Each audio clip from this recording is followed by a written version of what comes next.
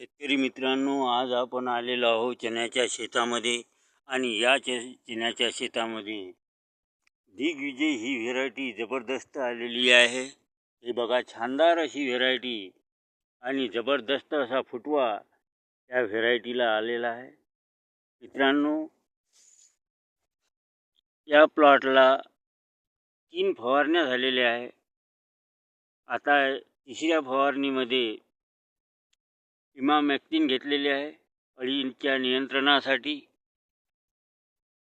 आणि टॉनिक घेतलेले आहे टाटा बहार, आणि 1261 हे विद्राव्य खत आणि साधे साफ बुरशीनाशक असे कॉम्बिनेशन जबरदस्त असे शेतकरी बंधूंनी